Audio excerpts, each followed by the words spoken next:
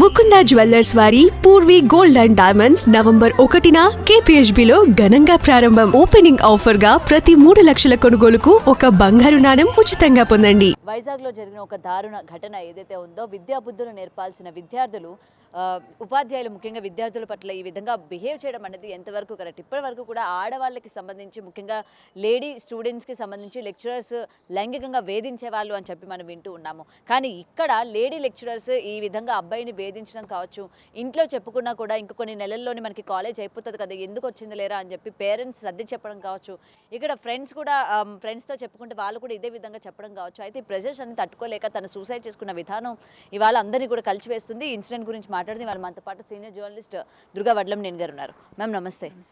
So lecturers విద్యాబుద్ధులు నేర్పిస్తూ ఉంటారు, మనకి మంచి చెడు ఏంటో చెప్తూ ఉంటారు. ఒకవేళ ఎవరైనా ఈ విధంగా బిహేవ్ చేస్తే అలా కాదు అని చెప్పి మనల్ని మంచి మార్గంలో నిలబెడుతూ ఉంటారు అన్నది వరకే ఇప్పటివరకు తెలిసిన అంటే లైన్స్ అనమాట. కానీ ఇది చూసిన తర్వాత లెక్చరర్స్ ఈ విధంగా కూడా ఉంటారా? ఒకవేళ కంప్లైంట్ చేస్తామంటే ఈ రికార్డ్స్ కావచ్చు, మార్కులు కావచ్చు, ఇవి చూపించి స్టూడెంట్స్ని బెదిరించడం, ఇక్కడ కూడా సేమ్ ఇన్సిడెంట్ చోటు చేసుకుంది. సో ఏం చెప్తారు మ్యామ్ ఇన్సిడెంట్ గురించి? అంటే ముందు అబ్బాయి చనిపోవటం అనేది చాలా బాధాకరం అండి. అంటే పిల్లలకి మనం చెప్పాల్సింది ప్రతిసారి చెప్తున్నాం, ధైర్యం నేర్పించాలి. ఎటువంటి సిచ్యువేషన్ ఎదురైనా కూడా ముందు తల్లిదండ్రులతో పంచుకోవటం, ఆ తర్వాత దాని నుంచి ఎలా బయటపడాలి స్నేహితులతో చర్చించటం, అవసరమైతే పైన హెడ్స్ ఎవరైతే ఉంటారో వాళ్ళకి చెప్పటం, ఇవన్నీ చేయాలి. కానీ అన్ఫార్చునేట్లీ మనకి ఏమవుతుందంటే మన విద్యా వ్యవస్థ ఈ మార్కుల చట్టంలో ఇరుక్కుపోయి మార్కులే అల్టిమేటు, సర్టిఫికెటే అల్టిమేటు అయిపోతే దానికి ఫలితం ఇలా ఉంటుంది. ఈ అబ్బాయి పేరేంటి, సాయి తేజ్ లాగా ప్రాణాలు తీసుకునే వరకు వెళ్తుంది. ఇది నిజంగా బాధాకరం అండి. కరెక్ట్గా ఒక 20 ఏళ్ళు కూడా ఉన్నాయో లేదో. అయితే ఆ టీచర్ ఆ రకంగా ఎందుకు చేశారు? ఇప్పుడు నేను ఏ రకంగా మాట్లాడాలో అర్థం కావట్లేదు, సిన్సియర్గా చెప్తున్నా.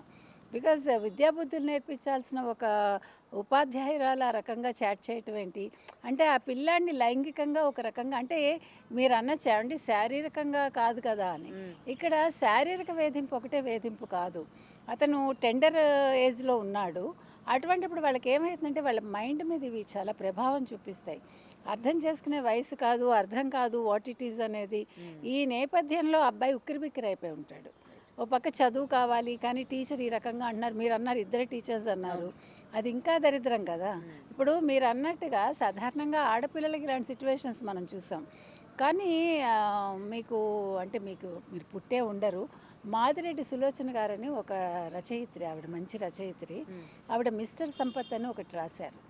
అందులో అంటే ఇప్పుడు ఆడవాళ్ళు ఎట్లాగా అంటే వాళ్ళ మగవాళ్ళ కోసం వాళ్ళ జీవితాలు అర్పణం చేస్తారో అట్లా ఇతను కూడా వాళ్ళని ఎంటర్టైన్ చేయటానికి ఆడవాళ్ళని, అంటే హై క్లాస్ సొసైటీ అన్నమాట అది. ఆ నవల చదివితే మనకి ఆ రోజుల్లోనే ఇలాంటివి ఉన్నాయని అర్థమవుతుంది. నేను ఎప్పుడో సంగతి చెప్తున్నా, నేను చిన్నప్పుడు చదివాను అది. అంటే వేధింపులు ఇవన్నీ కొత్తవి కాదు మనకి.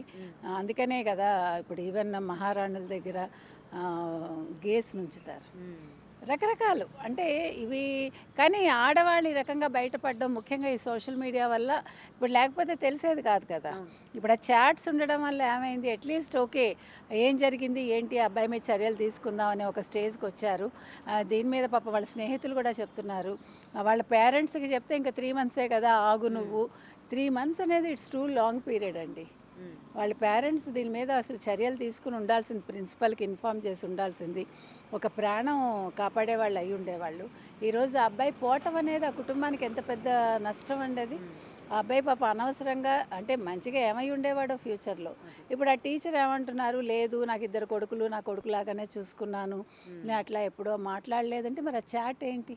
అండ్ ఆ చాట్లో కూడా నువ్వు చాలా అందంగా ఉంటావు, నా భర్తకి ఈ విధంగా హెల్త్ బాగాలేదు అంటే అదొక రకమైన చాట్ కూడా మొత్తం క్లియర్గా మనం చూసుకున్నట్లయితే. అయితే ఇక్కడ ఇప్పుడు మేనేజ్మెంట్ ఏమైనా ఈమెని సేవ్ చేసే ప్రయత్నం ఏమైనా చేస్తారా? ఎందుకంటే ఇలాంటి లెక్చరర్స్ మీ మేనేజ్మెంట్లో ఉన్నారు అని అంటే అది వాళ్ళకే కాకుండా కాలేజ్కి కూడా చెడ్డ పేరు వచ్చే అవకాశాలు ఉంటాయి రేపు పొద్దున్న స్టూడెంట్స్ని జాయిన్ చేయాలన్నా. సో ఇక్కడ ఏమైనా కప్పిపుచ్చే ప్రయత్నం లాంటిది ఏమైనా చేసే అవకాశాలు ఉన్నాయంటారా? సాధారణంగా ఉంటాయండి, కానీ పేరెంట్స్ ఊరుకోకూడదు, అలాగే ఆ స్టూడెంట్స్ కూడా ఊరుకోకూడదు. దీని మీద చర్యలు తీసుకోమని గట్టిగా కోరాలి, అవసరమైతే పోలీసులకి ఫిర్యాదు చేయాలి.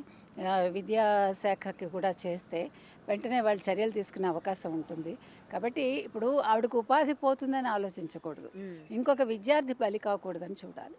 దీని మీద ఏ రకంగా పోలీసులు చర్యలు తీసుకుంటారు, ఆవిడకి ఏ రకంగా ఆవిడకి ఏమంటారు శిక్ష వేస్తారు అనేది మనం వేచి చూద్దాం. ఏది ఏమైనా ఇలాంటి ఘటనలు మాత్రం మళ్ళీ పునరావృతం కాకూడదని కోరుకుంటున్నాం. మ్యామ్, మనం ఎప్పుడు కూడా మాట్లాడుతూ ఉంటాము, ముఖ్యంగా ఈ యంగ్స్టర్స్ ఈ విధంగా సూసైడ్ చేసుకున్నప్పుడు తల్లిదండ్రులు ఆధారం లేకపోతే పిల్లలు ఒక్కసారిగా మేము ఇంకెవరికి చెప్పుకోలే తెలియక సూసైడ్ చేసుకుంటూ ఉంటారు. ఇప్పుడు ఇక్కడ కూడా ఇదే జరిగింది. సో ముఖ్యంగా పిల్లలకి ఎప్పుడూ మీరు చెప్పే విధంగానే ఈసారి అటు పేరెంట్స్ వినకపోయినా లేకపోతే మేనేజ్మెంట్ ఏమనుకుంటుందా అనుకున్నప్పుడు ఎలాంటి చర్యలు తీసుకుంటే బెస్ట్? అంటే పోలీసులను ఆశ్రయించడం కానీ ఇలాంటివి ఏమైనా మనం తీసుకోవచ్చా? అంటే పోలీస్ శాఖలో కూడా ఒక నెంబర్ ఇచ్చి మీకు ఏదైనా సైకలాజికల్గా సమస్యలు ఉంటే మమ్మల్ని సంప్రదించండి అని చెప్తే బాగుంటుంది. కాకపోతే తగినంత ఏమంటారు స్టాఫ్ కూడా ఉండట్లేదు ఎక్కడా కూడా. ఇది మాత్రం చాలా పెద్ద విషయం అండి. స్కూల్లో మనం చెప్పాం ఇంతకుముందు కూడా ఒక కౌన్సిలింగ్ టీచర్ ఉండాలని. పేరెంట్స్ కూడా అర్థం చేసుకోవాలి, పిల్లాడి ప్రాణాలు ముఖ్యం అనుకోవాలి. చదువుదే ఉందండి, ఓ ఏడాది పోతే ఇంకో ఏడాది చదువుతాడు. ఇప్పుడు వినకపోతే ఏడాది పోయి ఉండేది కదా ఆ టీచర్ చెప్పింది వినకపోతే. కాబట్టి వాళ్ళు వెంటనే అసలు చర్యలు తీసుకుని ఉంటే అబ్బాయికి ఇలా జరిగి ఉండేది కాదు. కాబట్టి మన తల్లిదండ్రులకు చెప్పేది ఏంటంటే పిల్లలు ఏదైనా చెప్తే ఫస్ట్ వినండి, విన్నాక దాని మీద విచారణ జరపండి. మనకి టైం ఉండదు, మనం ప్రతిసారి చెప్తున్నాం మాకు టైం లేదండి మేము ఉద్యోగాలకు వెళ్ళాలండి. కరెక్టే, ఉద్యోగాలకు వెళ్ళాలి. ఒక్కరోజు లీవ్ పెట్టుకుని మనం ఈ విషయం మీద అసలు థరోగా ఎంక్వైరీ చేస్తే ఆ పిల్లాడిని కాపాడి ఉండేవాళ్ళేమో. సో స్కూల్లో కావచ్చు, కాలేజీలో కావచ్చు, లేదు ఇంకెక్కడైనా కూడా వాళ్ళకి ఒక కౌన్సిలింగ్ సెంటర్ ఉండాలండి. ఉద్యోగం చేసే ఏరియాల్లో కూడా ఉండి వాళ్ళు ధైర్యంగా వాళ్ళు చెప్పుకునే విధంగా ఉండాలి.